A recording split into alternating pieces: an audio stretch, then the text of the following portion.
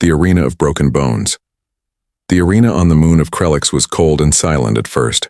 A thick mist floated above the fighting pit. The stone walls were dark and damp. Around the arena, thousands of aliens with sharp eyes and strange colors filled the seats waiting. They wanted blood. They wanted screams. At the center of it all stood a human. His name was Reed Carter, a captured soldier from Earth. His face was bruised. His lip was bleeding. His left arm hung strangely. Already broken, but he smiled. Yes. Now this looks fun, he whispered to himself, laughing under his breath. In a hidden corner of the arena stands, a young alien girl watched nervously. Her name was Zara, a medical trainee. She had pale lavender skin and soft eyes, not like the other warriors. This was her first time in the arena. She had read about humans but never seen one in real life. They were said to be wild, dangerous, even insane. The announcer, a loud-voiced alien, shouted, "Today, for the joy of the crowd, we give you the Bone Snapper Beast." A giant creature stomped into the arena. It had 4 legs, thick armor, and fists like boulders. It roared so loud the walls shook. Reed looked up at it. "Big guy, huh?" He chuckled. The beast charged. Reed jumped aside, but not fast enough. A massive arm struck his shoulder. The crack echoed through the pit. Zara gasped. Reed fell, rolling over the sand. His arm twisted in a way it shouldn't. Zara's hands shook. "He can't survive this," she whispered. But then something strange happened. Reed sat up, breathing hard, bloody, dirty, smiling. He looked at his shattered arm, held it with the other hand and said, "Well, this won't do." Then, in front of the entire alien crowd, snap! He pushed the bone back into place. It made a sickening sound. Many aliens in the crowd turned away. Some shouted in horror. Even the announcer stopped speaking for a second. Zara's eyes widened. Her heart raced. Reed laughed. "Yes, that's the spot," he yelled, waving at the beast. "Now come on, let's finish this." The beast charged again. This time Reed was faster. He ducked, slid under it, and struck its leg with a sharp piece of metal he had hidden. The beast roared and fell. The crowd went silent. Then slowly, they began to cheer. Not for the beast, but for the human. Reed stood tall, panting, blood covering his face. His arm was shaking, but he raised it high. Zara couldn't believe it. "Why? Is he smiling?" she whispered. After the fight, guards dragged Reed back to his prison cell. Zara followed behind with a medical bag. It was her job to treat the fighters if they survived. She entered the small metal room. Reed sat on the floor holding a piece of cloth to his bleeding side. "You again?" he asked, smiling at her. "I'm your healer," she said in a quiet voice. "Well, Doc, you're late. I already did the hard part." He moved his arm, wincing. "Not bad, right?" Zara hesitated. "You fixed your own bone." Reed shrugged. "Had to. Beast wasn't going to wait for a hospital." She opened her kit and carefully cleaned his wounds. Her hands shook. "You're not like the others," Reed said, looking at her face. "You don't enjoy the blood." "I don't want to see anyone suffer," she replied. "Even you," he smiled. "Even me? That's nice. Most of your kind want me dead." "I don't understand you humans," she said softly. "You laugh. In pain." Reed looked at the ceiling. "Pain reminds us we're alive. And when you've seen enough war, laughing is all that's left." Zara stayed silent for a while, then asked, "What kind of place is Earth?" Reed's eyes softened.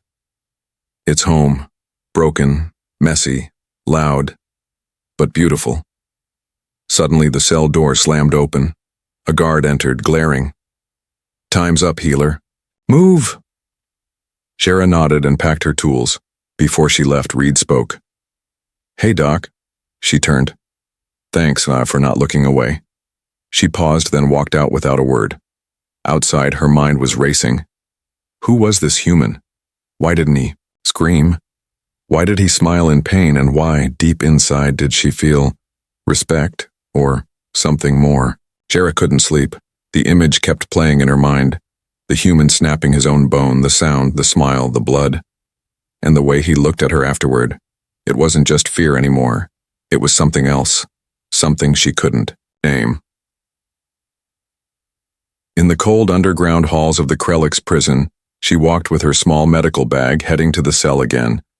It was against the rules to check on a fighter twice in one night, but Jera told the guard she had missed a wound. She was lying.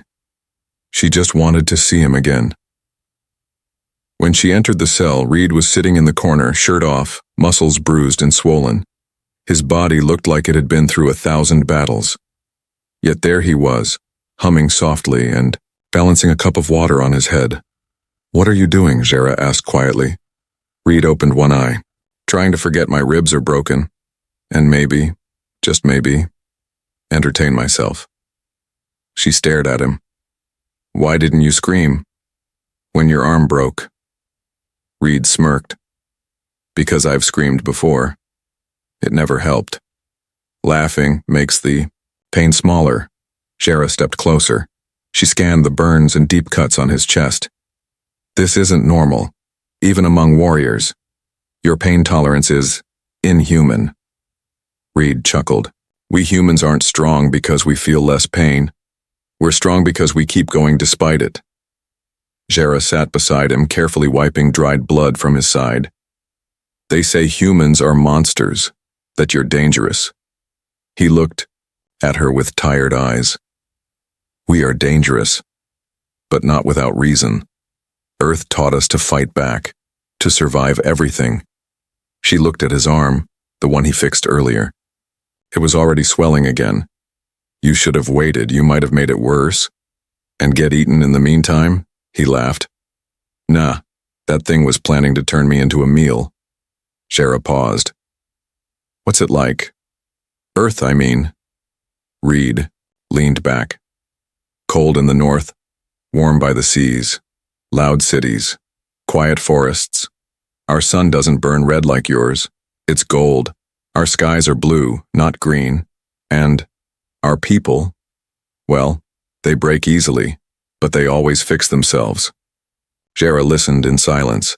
She had trained for years to heal injuries, study alien species, follow rules, but no book, no lecture, ever prepared her for this kind of creature. A creature who grinned through shattered bones and talked about broken skies like poetry. She wasn't just fascinated now, she was shaken. Outside the cell, footsteps approached. A shadow paused near the corner. It was Karn, her cousin, a prison guard. He had followed her without her knowing. His red eyes narrowed. "Why is Jera spending so much time with a filthy human?" he whispered to himself. Inside, Jera stood to leave. "You should rest." Reed nodded. "Thanks for patching me up. Again. You didn't have to."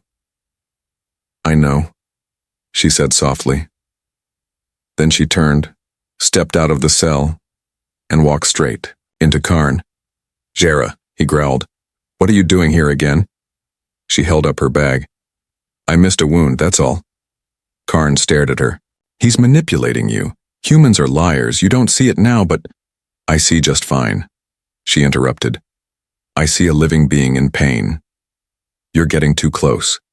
Jera pushed past him. "And you're not close enough to understanding." Karn watched her walk away. He clenched his fist. "I'll report this," he whispered. Back in the cell, Reed leaned against the wall and smiled to himself. He hadn't heard the conversation, but he had seen Jera's eyes, and they weren't afraid anymore. They were curious, maybe even protective. He whispered, "Interesting."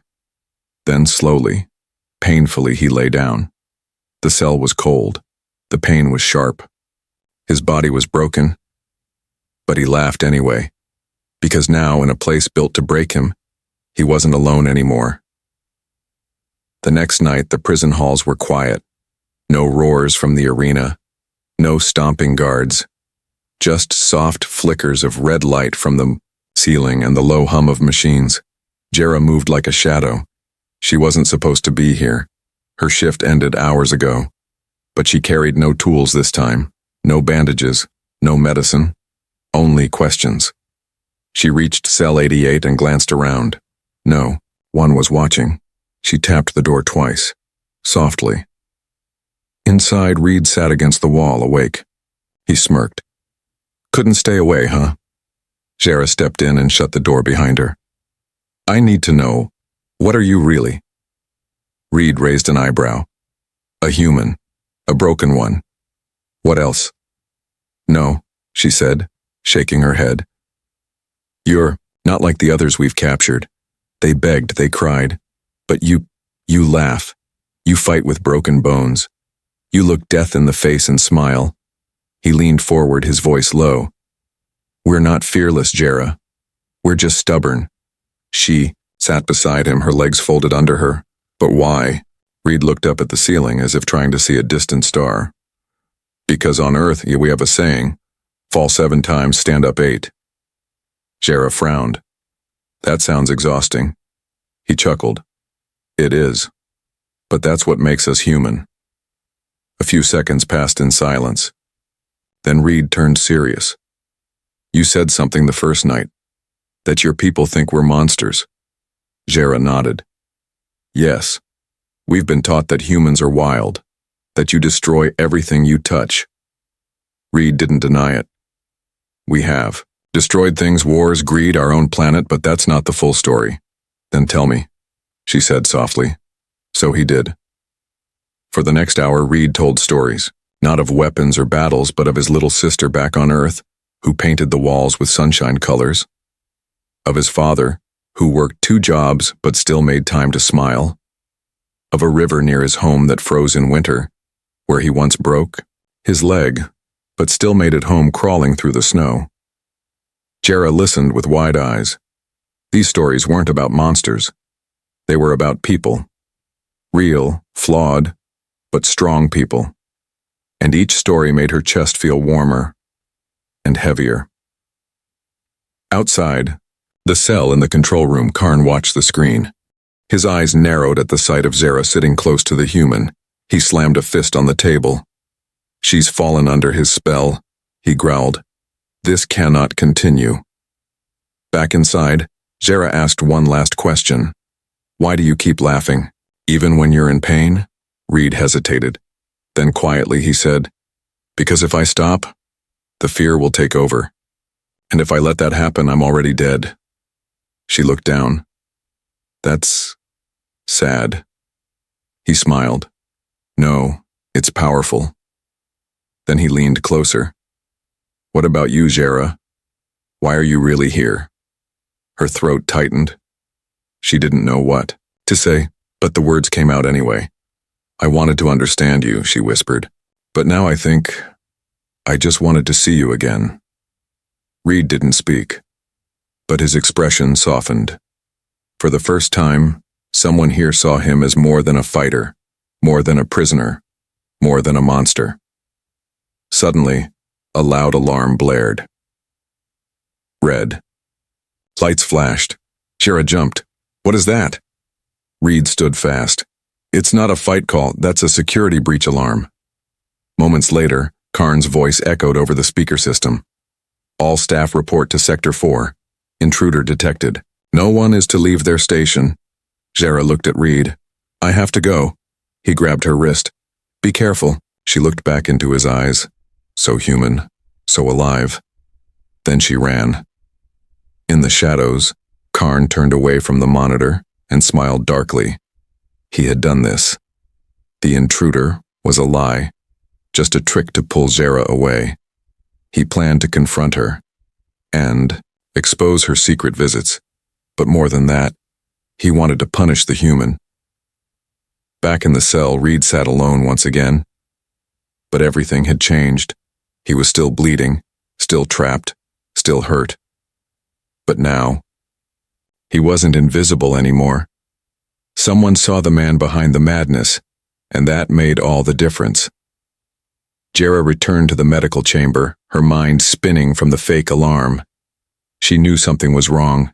The sirens, the orders, Karn's voice. It all felt too clean, too controlled. When she reached the control hall, she saw her worst fear confirmed. Reed's name was glowing on the arena screen. He had been pulled into another fight. "No!" she shouted, rushing to the warden's station. "He's injured. He can't fight. Again so soon." Warden Dralek, a massive, scaly alien with gold tattoos across his face, turned his cold eyes to her. "You've become very protective of the human, haven't you, little healer?" he said with a twisted grin. Jera clenched her fists. "He'll die if you send him in again. Then we'll learn what happens when the unbreakable is finally broken." In the arena, the gates opened. Reed stepped into the sand, ribs still, wrapped in cloth, a fresh limp in his walk. The crowd roared louder than before. They remembered the laughing man. This time the opponent wasn't just a beast. It was a trained alien executioner, taller than Reed, armored in black, holding two plasma blades. Reed spat blood on the ground. "Well," he said to himself, "guess I'm the entertainment again." From a hidden chamber, Jera watched the arena feed. She had to help him. But how? Her eyes scanned the equipment shelves. She wasn't allowed to interfere, but she was. Still a medic, she grabbed a small injection tube, filled with a high-dose healing stim.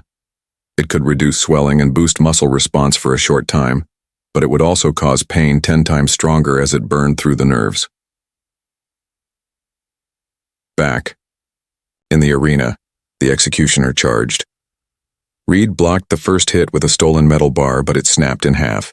The second strike slashed his side. He stumbled. Blood poured freely. He fell to one knee. The crowd gasped. For the first time, he didn't laugh. Not yet. Then, something hit his foot. A small vial. He looked down. The stim. He didn't know how she got it to him, but it had to be her, Jera. He picked it up, jammed it into his neck, no hesitation. The pain hit instantly, like fire crawling under his skin. Like knives dancing in his bones. He screamed. The whole arena froze. But as the scream ended, it turned into a choking laugh, a mad, painful laugh. Reed stood, his knees shaking, his muscles twitching, but he stood, and he charged. Jera couldn't look away. The stim worked, but the pain was unbearable. Yet Reed kept moving faster than before, eyes wide, fists flying. The executioner landed another hit. Reed's shoulder popped out of place. Another cracking sound echoed. Jera held her breath. Reed growled, and with the crowd watching in horror, he slammed his shoulder into the wall and popped it back in, then turned and smiled. Even the executioner backed away for a second. Reed used that moment. He grabbed one of the fallen blades, rolled forward and swept the alien's legs. The executioner hit the ground. Reed pressed the blade to the alien's neck and stopped. The crowd screamed for a kill, but Reed looked at the control booth and threw the blade away. "I'm not your monster," he whispered. Later, back in his cell, he collapsed. Jera was already there, waiting. She caught him as he fell. "You idiot," she whispered, tears in her eyes. "You could have died." He smiled weakly. "Didn't want to disappoint you." She helped him to the floor and began stitching his side. "That stim should have knocked you unconscious. It felt like swimming in fire," he said, his voice rough. "Thanks for that." She gave a small laugh through her tears. "You're insane." "No," he said softly. "I just had something to fight for." Their eyes met. For the first time, Jera wasn't just a healer, she was his reason. Outside the cell in the dark hall, Karn watched with cold eyes. He had seen everything, and now he had proof. Jera entered the infirmary early, her hands still shaking from the night before. Reed was still alive, barely, but alive. She had done the unthinkable. She helped a human cheat the fight, and now the walls were closing in. 2 hours later, a guard arrived. "The warden wants to see you." Her heart dropped. Warden Dralek's office sat high above the prison, built from black metal and bone trophies. He stood behind a wide desk made from the skull of a beast twice her size. His golden eyes stared down at her like fire through smoke. "You disobeyed orders," he said calmly. Jera remained silent. "You smuggled a stim into the arena," he added, "and yet the crowd loved it." Jera blinked. "What?" Dralik sat down, a cruel smile growing. The way he screamed, the way he snapped his bones like twigs, then still fought back. They loved the show. Ratings from nearby systems have doubled. Jera's stomach turned. "You used him as bait." The warden leaned forward. "And now I want more." He tossed a small metallic disc onto the desk. It displayed a contract. "You will continue to care for him. Heal him after every match, prepare him before each fight, make him last longer." Jera stepped back. "You want to keep breaking him for sport?" "No," Dralik said coldly. "I want to build a legend. A human who cannot die. One who laughs through the pain. Your job is to keep that legend alive." Jera's voice cracked. "And if I refuse?" The warden leaned in, voice like ice. "Then your human dies, slowly. And you go back to the breeding camps where soft-hearted aliens like you are sent." She swallowed hard. "I'll do it," she whispered. Back in the prison cell, Reed sat alone, bandaged head to toe. He looked up when Jera walked in. "Let me guess. I'm famous now?" Jera didn't smile. She sat down beside him and looked away. "They want to keep using you, fight after fight, and I'm supposed to keep fixing you." Reed chuckled. "So I'm a pet project now?" "No, Reed," she said quietly. "You're a tool to them." Reed stared at her. "But not to you." She finally looked at him. "No, not to me." Over the next few days, the rhythm began. Fight, bleed, heal, train, repeat. Each battle left Reed worse than the last. Broken fingers, torn muscles, burnt skin. And yet, he never stopped laughing, never gave the crowd what they wanted. A broken Manzara watched, heart torn. She began to hide painkillers inside fruit, wrote earth phrases on his arm in ink to remind him of home. "Keep going. You are more. They don't own you." But she knew this couldn't last. One evening while Reed was sleeping, Karn entered the medical bay. Without knocking, Jera froze. "You're not allowed here." He stepped closer. "You've changed, cousin. You care for him more than your own kind." Jera said nothing. "I've reported your disobedience. The warden may use you next. In ways even you can't imagine." Jera's fists clenched. "If you touch him," Karn smiled. "I won't need to, he'll break soon enough." He turned and left, his shadow long and dark behind him. Later that night, Jera returned to Reed's cell. He was awake. "I heard yelling," he said quietly. She sat beside him. "They want to push you harder." He looked down. "I won't last much longer." She placed a gentle hand on his shoulder. "Then we stop playing their game." Reed raised an eyebrow. "You have a plan?" Jera nodded slowly. "If we time it right, we can escape. But it will hurt." He gave a dry laugh. "Jera, everything hurts," she smiled faintly. "Good. Then you're still human." Reed sat in silence, staring at the crack in the ceiling of his cell. His ribs still ached. His fingers were stiff, but his mind was sharp.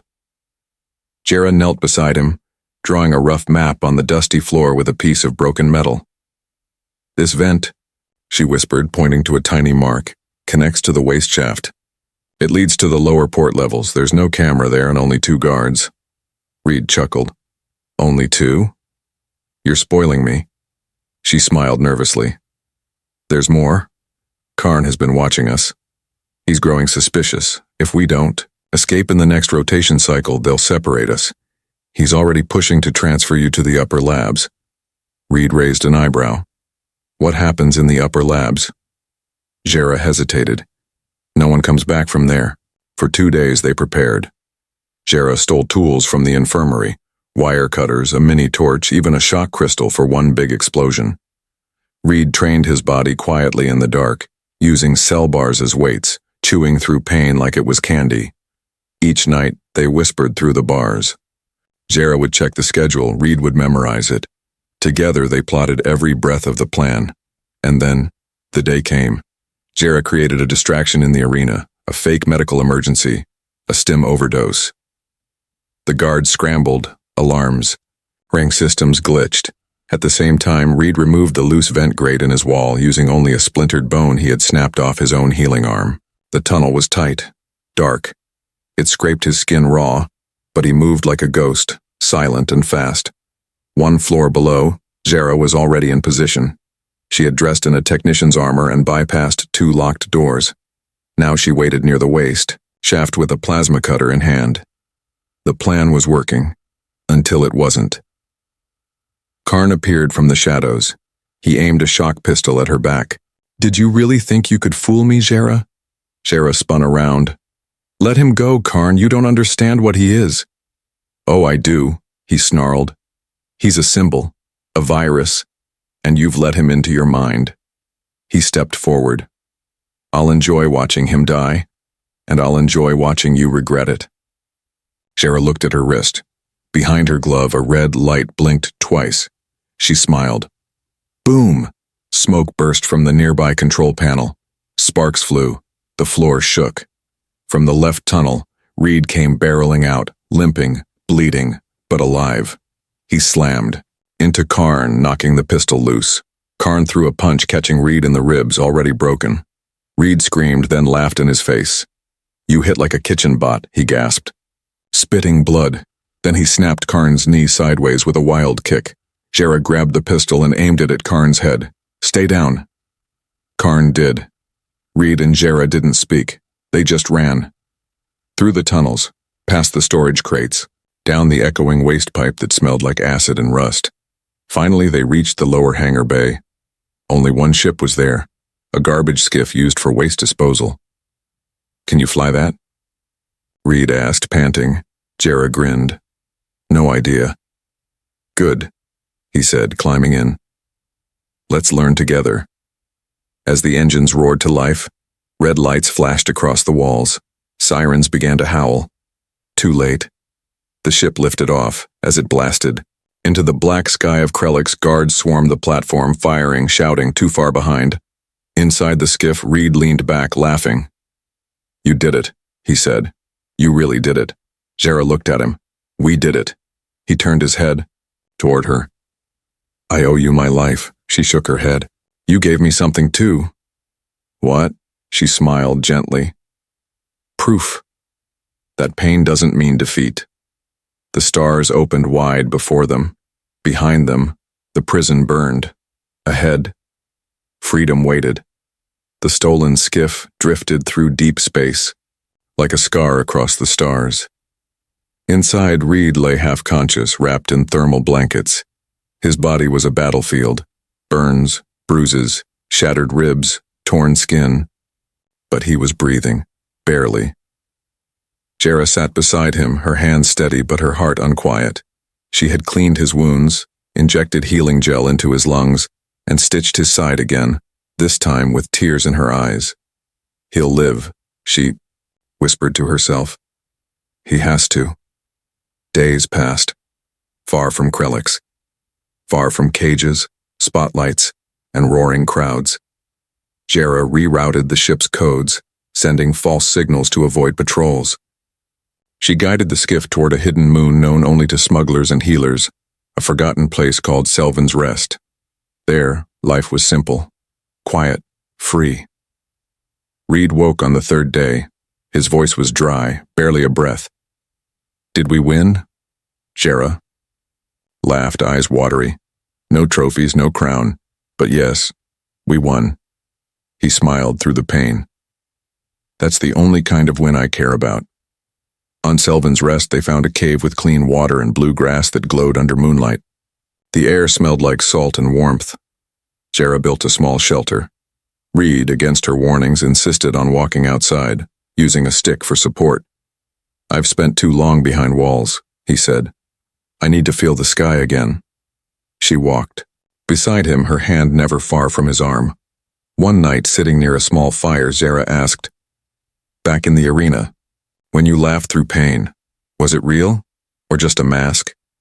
Reed stared at the flames. "It started as a mask," he said slowly. "In the war on Earth, pain was daily. If you let it control you, it owned you." He looked at her. "But after a while, I started laughing for real. Because I knew, if I could laugh, I still had something no one could take." Jera nodded, tears slipping down her cheeks. "You gave me that too. That fire." They sat in silence, listening to the wind whisper through the alien trees. Then Reed said something soft. "I don't want to leave this place." Jera blinked. "You don't have to." "I mean it," he said, looking at her. "I fought my whole life. For Earth. For survival. Even for strangers who bet on my pain. But with you, I found peace. I want to build something that doesn't hurt." She didn't speak. She just reached out and held his hand. Days turned into weeks. Reed's wounds faded into scars. His laughter remained, but it was lighter now. Joyful. Real. He helped gather supplies, fix the skiff, and carve small wooden figures by the fire. Jera laughed more, too. Soft, full, like she had finally remembered how. They planted seeds. Built a better roof. Painted symbols from both Earth and Krelix on the cave walls. Two lives once broken, now growing together. One evening, as stars filled the sky like silver dust, Reed stood at the edge of the hill looking up. Jera joined him. "They'll come. For us one day," he said. She nodded. "Let them." He looked at her. "We'll fight again?" "No," she said. "We'll live. That's stronger." Reed smiled, then took her hand. No chains, no cages, no crowd, just a broken human and a brave alien girl healed by pain, bound by fire.